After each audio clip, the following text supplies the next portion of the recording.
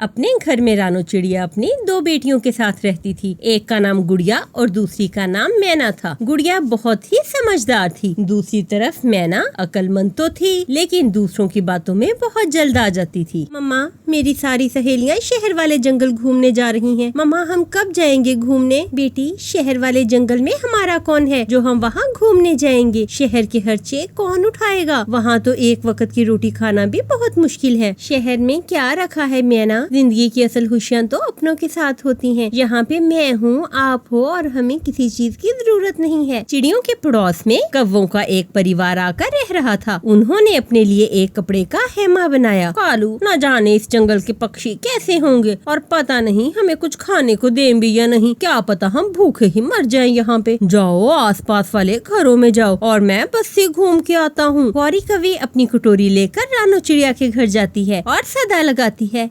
कोई जो इस गरीब कव्वी की मदद करे। मेरे बच्चे भूखे हैं, कोई मेरी मदद करो, मुझे कुछ खाने को दो। ये बेचारी कव्वी भूखी है। मामा, बाहर कोई मांगने वाली आई है। तुम रुको बेटी, मैं देखती हूँ। क्या वो हेमा आपने लगाया है? हाँ चिड़िया, हम गरीब पक्षी कुछ दिन के लिए इस कपड़े के हेमे में रहेंगे, फिर शहर वाले जंगल चले जाएंगे। भूख लगी हुई है, इसीलिए आपके दरवाजे पे आई हूँ। कोई बात नहीं कव्वी, आप जब तक यहाँ हैं आप एक वक्त का खाना मेरे से ले जाया करें। चिड़िया खाना लाकर कवि को देती है और कवि वो खाना लेती है और चली जाती है। मम्मा, वो कवि क्या कह रही थी कि वो शहर वाले जंगल जाएगी? हाँ, चली जाओ उनके साथ। तुम भी शहर वाले जंगल चली जाओ उन भिखारियों के साथ। भिखारियों का तो काम है फिर दूसरी जगह पे जाना। जाओ तुम भी उनके साथ शहर वाले जंगल। फिर शाम को जब मैना और गुड़िया नदी से पानी पीने जाती है तो मैना गुड़िया से कहती है, गुड़िया तुम घर जाओ, मैं उन नए पड़ोसियों से मिल के आती हूँ। मैना गौरी कवि के पास चली जाती है। ये कपड़े का हेमा तो कमाल का है। क्या इस हेमे में धूप या सर्दी नहीं लगती? हमें क्या,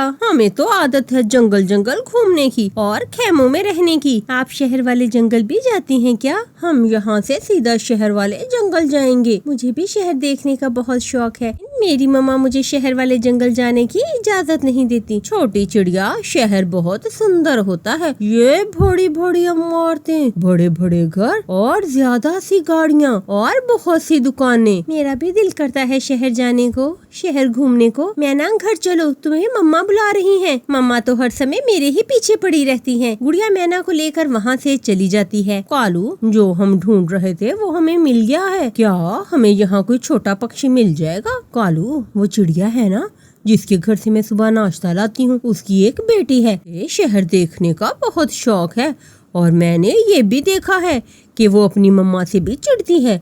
वो जरूर हमारी बातों में आ जाएगी। तुम अपना जाल बिछाओ, हम कल ही यहाँ से चले जाएंगे।